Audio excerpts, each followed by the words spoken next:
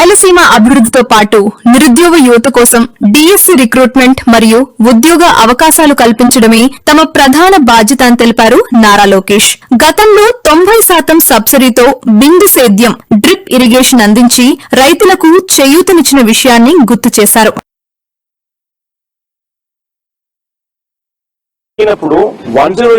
ఆ రోజు పాదయాత్రకు వచ్చినప్పుడు కర్నూలు అనేక మంది లాయర్లు అడ్వకేట్లు అని వచ్చి కలిసారు. ఆనాడు చెప్పారు హైకోర్టు ఇక్కడ ఉండాలి, ఇక్కడికి తీసుకొస్తే బాగుంటుందంటే వాళ్ళు ఒకటి చెప్పారు. చేయలేని హామీలు నేను ఇవ్వను, కానీ ఆనాడు నేను ఒక హామీ ఇచ్చా, హైకోర్టు బెంచ్ కర్నూలులో నేను ఏర్పాటు చేస్తానని హామీ ఇచ్చా.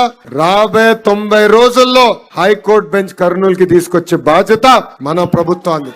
ఇవన్నీ చేయగలుగుతున్నాం అంటే కేంద్ర ప్రభుత్వం సహకారం ఉంది. ఇది మనందరం గుర్తు పెట్టుకోవాలి. డబుల్ ఇంజిన్ సర్కార్ వేరే రాష్ట్రాలు ఉన్నాయి, కానీ మన రాష్ట్రంలో డబుల్ ఇంజిన్ బుల్లెట్ ట్రైన్ సర్కార్ ఉంది. ఎందుకంటే బాబు గారి స్పీడ్ మీకు తెలుసు, తగ్గేదే లేదు. అదే స్పీడ్ లో ఇప్పుడు ప్రధానమంత్రి నరేంద్ర మోడీ గారు కూడా చూస్తారు. ఇద్దరు కలిసికట్టుగా రాష్ట్రాన్ని అభివృద్ధి చేయాలన్న లక్ష్యంతో పనిచేస్తున్నారు. అందుకే ప్రభుత్వం కొనసాగింపు అనేది చాలా చాలా అవసరం. అందరం కలిసికట్టుగా పనిచేయాలని ఈ సభాముఖం మిమ్మల్ని అందరినీ కోరుకుంటున్నాను. ఇక్కడ ఉన్న కార్యకర్తలందరికీ ఒక పిలిపిస్తున్నాం. ఇప్పుడు డోర్ టు డోర్ కార్యక్రమాన్ని మనం చేపట్టాలన్నాం. మెటీరియల్ అంతా మీకు అందజేశాం.